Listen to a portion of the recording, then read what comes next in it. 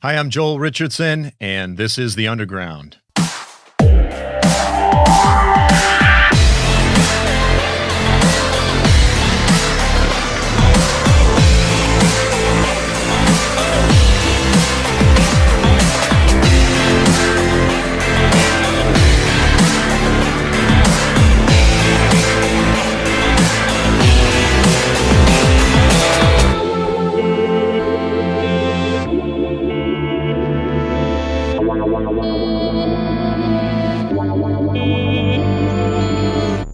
Welcome to this week's episode of The Underground, a program that explores the testimony of the biblical prophets, the gospel of Jesus Christ, current events, and how all of these things relate to you and me.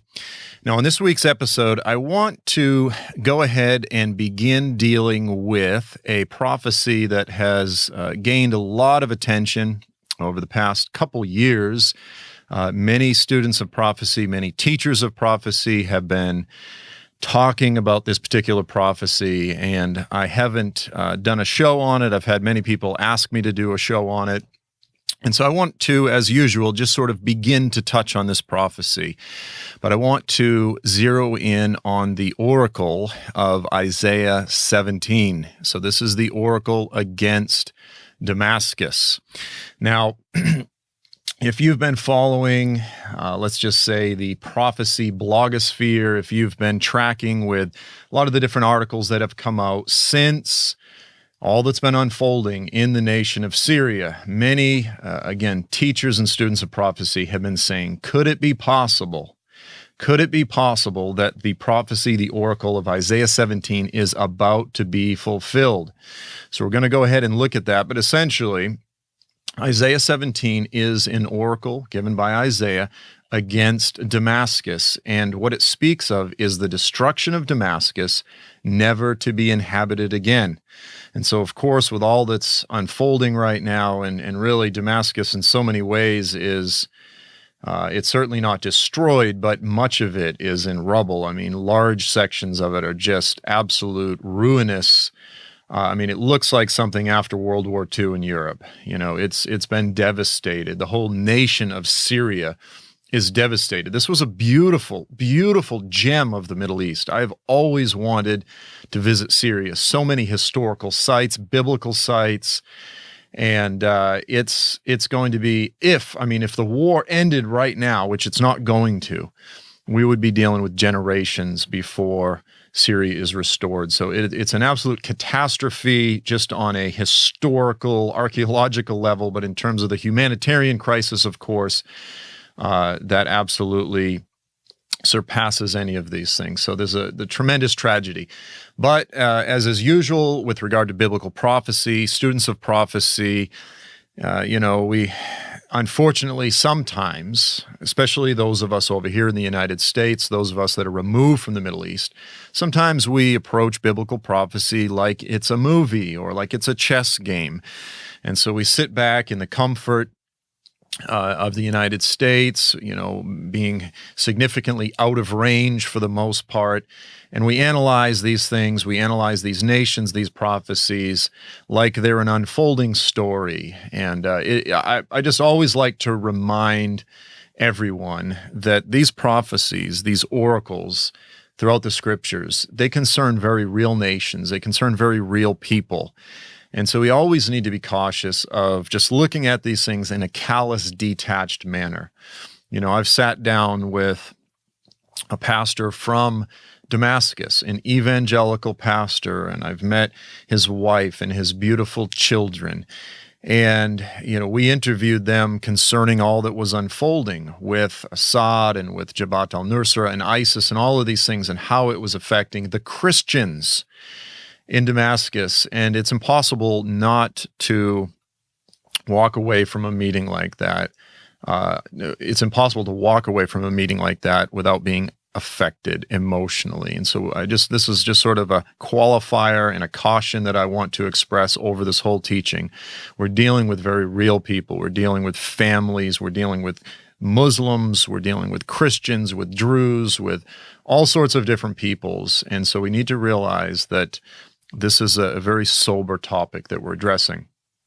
But to the issue, to the matter, could this be something that is about to be fulfilled? This is the question that a lot of people are asking. I want to go ahead and just begin by reading a few statements. I've got three different prophecy teachers or commentators that I've pulled quotes from, just so, because maybe some of you watching this, you go, well, I really haven't heard anyone discuss this. Again, if you don't track with sort of the whole prophecy world, then maybe you've not heard any of this discussion, but this is definitely huge. So I want to read three of these quotes just to contextualize all that we are about to plunge into and discuss. So the first one, and again, I'm not going to mention the names because I don't want it to sound as though I'm disagreeing with these voices, and I don't want to make it sound like I'm contending with or picking on them, because that's certainly not the case.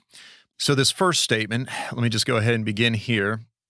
It says, with the Middle East in constant turmoil and tensions rising daily, it would be sound advice that we all remain watchmen on the wall, as it appears, and here's the kicker, that this prophecy concerning Damascus could come to be fulfilled soon. And that's the main point here. However, as this writer goes on to say, only time will tell for sure when the prophecy will be fulfilled. Would it be smart? We would be smart to keep watching the Middle East as we head towards the end of the age. The Bible says that when the end time signs come into view, to lift up your heads, for your redemption draws near. And of course, I agree with the sentiment that as the landscape, as described by the prophets, begins to come into focus, which I fully agree that it is, we are to lift up our heads, we are to pay attention. However, this matter of whether or not this prophecy is, as this writer says, about to be fulfilled soon, will it come to be fulfilled soon? This is the issue, this is the matter that we want to dial in on. Another statement here by another, again, very well-known prophecy teacher. This is a guy, I've met. I really like him. I just simply disagree with the sentiment, again, being expressed here. So he says, the ancient Hebrew prophecy contained in Isaiah 17 is presently poised to find final fulfillment. That's a huge statement. Isaiah 17 is presently poised. It is set up right now to find its final fulfillment, and it could easily be provoked by a poorly calculated political move by America. And he goes on to say, it is reasonable to presume that we are living in the days of Isaiah 17 and Psalm 83, and that a single U.S. missile landing anywhere in Syria could provoke the mother of all Middle East wars. That is predicted in the scriptures. Again, so a fairly dogmatic statement. It would be responsible, it would be reasonable to presume that at any moment this giant war is about to break out. And what you'll often hear a lot of these guys say, because everybody sort of has their different rundown of how it's going to unfold based on their particular understanding of some of these key texts. What a lot of these guys are saying is that what will probably happen is that Damascus will get nuked. Damascus will literally get hit with some sort of a major bomb. It'll level the city, wipe it out. It will be destroyed. And then that will set off the Psalm 83 war, which is this regional Arab Middle Eastern war, and they will invade Israel and then ultimately be defeated, and Israel will conquer much of the Middle East. We're not getting into the whole Psalm 83 thing, but just to understand that they often express that they believe that the destruction of Damascus will be the key event that will set off and initiate all of these other prophecies.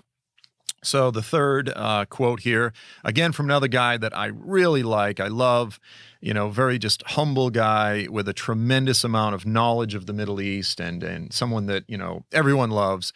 But again, I just disagree with the sentiment here. He says, these prophecies have not yet been fulfilled. Now, I partially agree with that. I agree that Isaiah 17 has not found its ultimate fulfillment. So to be clear, I agree with that statement. Then he goes on, he says, Damascus is one of the oldest continuously inhabited cities on earth. It has been attacked, besieged, and conquered. Again, all true. But Damascus has never been completely destroyed and left uninhabited. And we're going to deal with that statement a little bit more as we move on. Does the prophecy actually say that Damascus will be completely uninhabited. On one hand, yes, but on the other hand, it actually doesn't. And so this is why we need to actually look at the text. And then he goes on, he says, yet that is exactly what the Bible says will happen. The context of Isaiah 17 and Jeremiah 49. So this writer brings in another prophecy beyond Isaiah 17, which is Jeremiah 49. We're going to touch on that, but we want to focus, at least on this program, on Isaiah 17. He says they are a series of end-time prophecies dealing with God's judgments on Israel's neighbors and enemies leading up to and through the tribulation. This is the key, is this author is saying that Isaiah 17 is a prophecy which leads up to the tribulation and actually is carried through the tribulation. And, I would agree that it takes place during the tribulation. I would argue, however, that it is something that is ultimately fulfilled at the end of the tribulation, at the end of the final 7 years before the return of Jesus. And so let's go ahead and just jump right into the text. So Isaiah 17. Now, just to give it a little bit of context, and this is what a lot of students of prophecy do, and it's a huge mistake, but it's a very common mistake, is we read a particular verse, we lift it out of context, we just read that, and we don't read the larger context of where this particular passage finds itself. And this is essential that we do that. So before we actually begin to read Isaiah 17, we have to stop and say that Isaiah 17 is an oracle. It's a prophecy against Damascus, yes, but it finds itself smack dab in the middle of a series of oracles that Isaiah was given. And so this particular portion of the prophecy of Isaiah begins with Isaiah 13 all the way up until Isaiah 23. And it is a series of oracles against Israel's neighbors as well as against Israel. And this is critical. The Lord, his heart is turned toward all the peoples of the world. Now, he has chosen Israel, and he will judge the nations based on their treatment of Israel. But he's not unfair. He's not unjust. He will also chastise his people Israel for their idolatry, for turning away from him, for their rejection of him. He will chastise them for the purpose of drawing them to himself. But he will also do that with the nations. And so it's important that we highlight that Israel is not exempt from these oracles. So I'm just going to highlight these. Isaiah 13, of course, begins the famous oracle against Babylon. And this carries on in chapter 13 right into chapter 14. Isaiah 14 is the famous chapter, which is, how you have fallen, O Lucifer, right there in the middle. So it begins with this oracle against the king of Babylon, and then it essentially bleeds right into speaking of judgment on Satan and on the Antichrist, who is Satan's human vessel in the earth. But it begins by using the historical character of the king of Babylon. And this is a side issue, but there's a profound revelation concerning the Antichrist in this particular prophecy. But nevertheless, so you begin with the oracle against Isaiah. And then moving forward, at the conclusion of Isaiah 14, you have a prophecy, an oracle against the Philistines, against Philistia. And then you have a prophecy in chapter 15 against Moab. And so again, a series of oracles, and the context of them all, and this is the key, is the day of the Lord. When you read through all of these, you repeatedly have the statements, the day of the Lord, and then in that day, in that day, in that day. And this statement, in that day, is a clear eschatological term that is used with reference to the day of the Lord. The day of the Lord. Yes, there have been many sort of preliminary judgments down through history that you could say were days of the Lord. But the day of the Lord is the overwhelming focus. It's the overwhelming burden of all of the biblical prophets. It's literally the yearning of the entire Bible as it points to the day when finally, after thousands of years, Jesus returns. Yeshua the Messiah comes back to the earth. He judges mankind. We will stand before him on that day. We will be held to account for the deeds done in this life, in this body, whether good or bad, and then he will restore and redeem all of creation. The righteous will be resurrected from the dead. And so this is the primary focus of the prophets, and we can't miss that the day of the Lord is not just a historical event or a historical series of events. This is the culmination. This is the final conclusion of that which all the prophets are talking about. So that's the context of all of these oracles. And then right there in the middle of it, we have Isaiah 17. So let's go ahead now and plunge into the text. So Isaiah 17 says, the oracle concerning Damascus. Behold, Damascus is about to be removed from being a city, and it will become a fallen ruin. So very clearly, the first verse, Damascus will cease. It will be removed from being a city, and it will become a fallen ruin. So this is where a lot of people, they say, well, man, that sounds like a nuclear bomb. It just erases the city completely. And then it goes on and it says, the cities of Eror are forsaken. They will be for flocks to lie down in. In other words, they'll just be desolate pasture lands, and there will be no one to frighten them. Them being the sheep, being the goats and the sheep that will be pastured. No one will frighten them. It will be virtually desolate of people. Now, by the way, Eror is a city that scholars have a difficult time identifying. Some say that it's a city that we don't know where it was, that was in the vicinity of Damascus. Today, there is a city, a more modern city, Aurora, which is in Jordan. It's actually on the west of the Dead Sea. So this would have been in the ancient kingdom of Moab, so central Jordan. Whether that's speaking of Jordan or not is difficult because Damascus and central Jordan, they're fairly removed. On the other hand, it could be speaking of a massive, massive regional event, which not only causes Damascus to be desolate, but also many of the cities of Jordan as well. But again, we're not quite clear on that. It could just be a city that we just no longer know where it was. A suburb of Damascus in ancient times. So then in verse 3, Isaiah 17, verse 3, it goes on and it says, the fortified city will disappear from Ephraim. Now this is key. And this is what I mean by students of prophecy often taking a particular verse out of context and running with it and writing articles and making all sorts of predictions and so forth. So a lot of people read verse 1, Isaiah 17, verse 1, and they go, man, Damascus is going to be wiped out. This is huge. This is about to happen. Look at world events.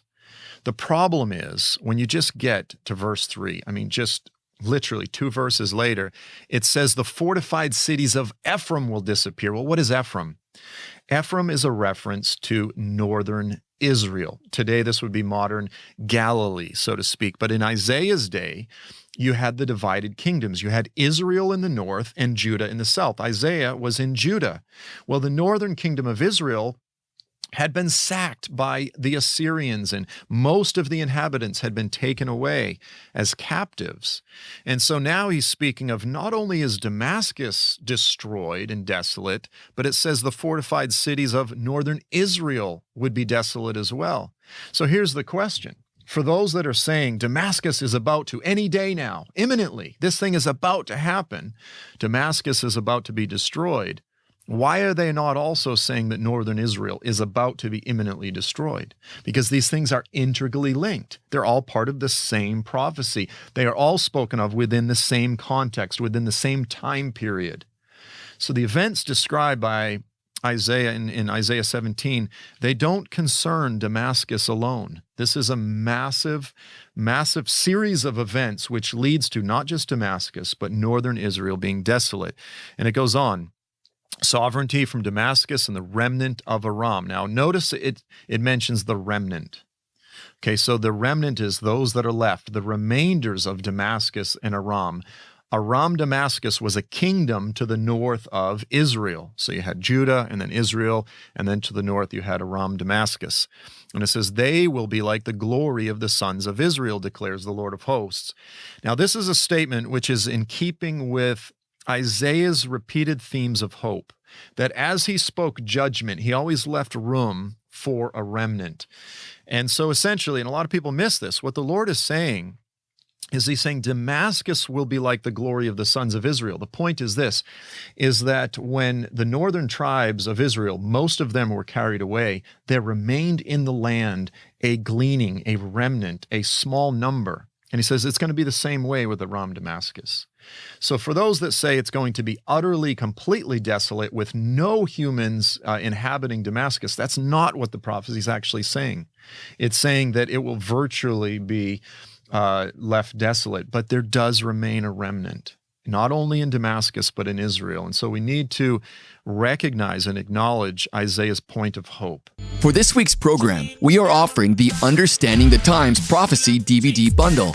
This important resource bundle includes the following 4 resources. Joel's newest teaching, Where is America in Bible Prophecy DVD. This dynamic 2-session teaching DVD addresses all of the critical biblical passages that many have said point to the United States. Could the United States be Mystery Babylon, as many students of prophecy now believe? Find out in the Where in the United States in Bible Prophecy DVD. Second, you will receive the What Comes Next in the Middle East DVD. This 3-session teaching DVD examines the 2 critical passages of Daniel chapter 8 and Isaiah 19. Understanding what is happening right now in the Middle East and what may be next on the prophetic horizon. Third, you will receive the Understanding the Times DVD. This 4-session DVD addresses the gospel of the kingdom, the Jewish temple, and the coming covenant, and 2 sessions on identifying Mystery Babylon. And finally, as a bonus, you will receive Joel's documentary, End Times Eyewitness. This dynamic documentary film, shot on location throughout the Middle East, explores the unfolding signs of the return of Jesus. Together, all 4 items are only $55.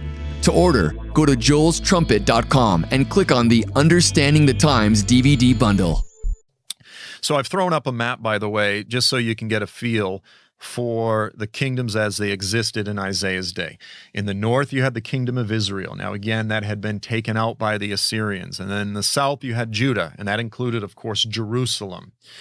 And so just north of the kingdom of Israel, you can see Aram Damascus. So this helps you just to get a feel for the landscape at that present time that Isaiah was prophesying. And we need to have sort of this map in our mind to understand a little bit better what he was talking about. Because again, Isaiah was prophesying, and this is what the prophets do, and this is an important point.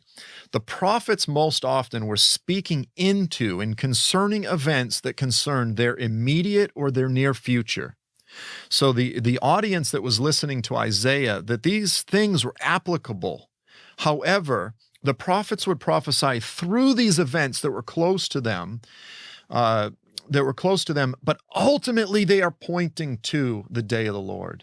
And so many times the prophets are prophesying through the events of their day or in their near future as they were pointing to the primary focus of all biblical prophecy, which is Jesus and that time period that surrounds his return and the establishment of his kingdom and his redemption of the earth.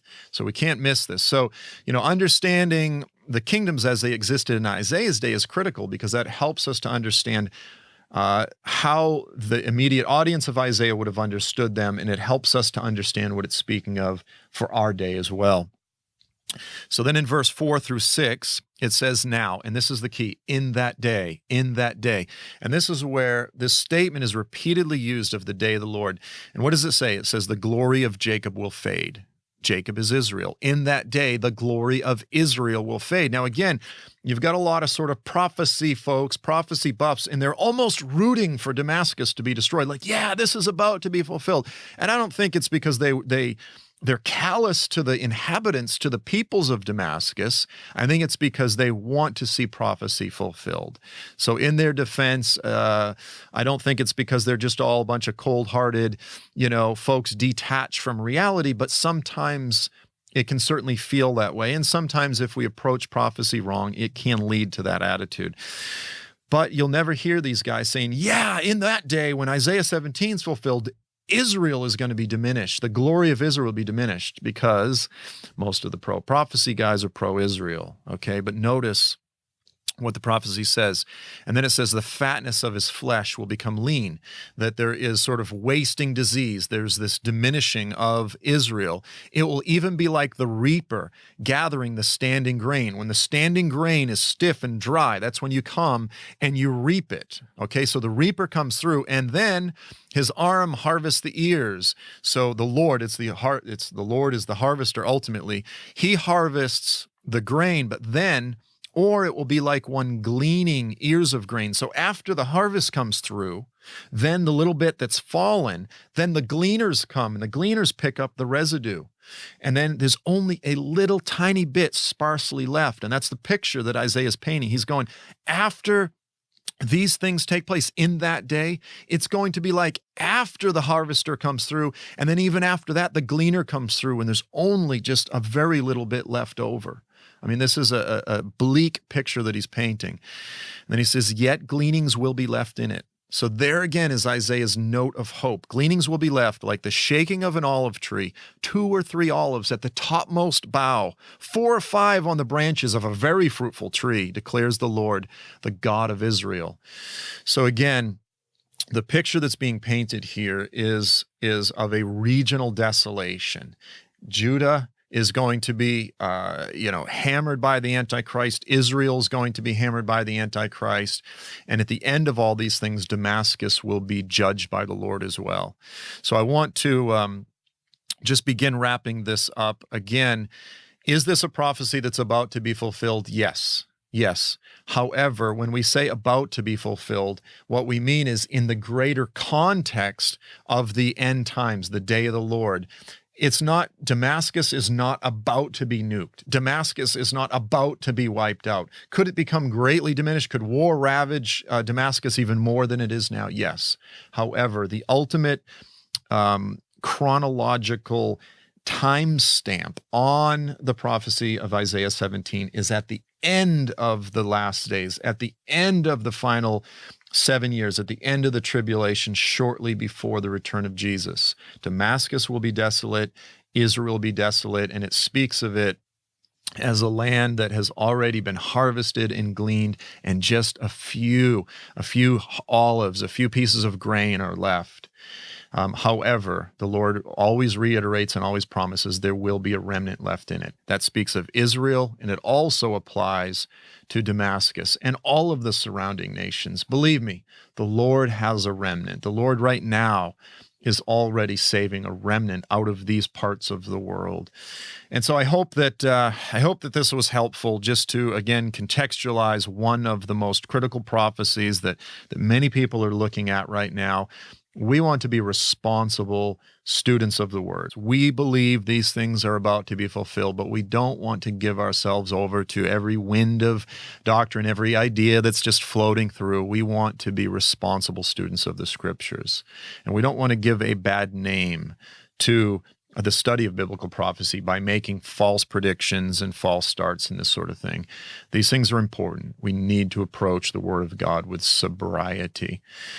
So, folks, that's all the time that we have for this week. I hope this was beneficial. I hope this helped some of you that have been sort of wrestling through some of these prophecies.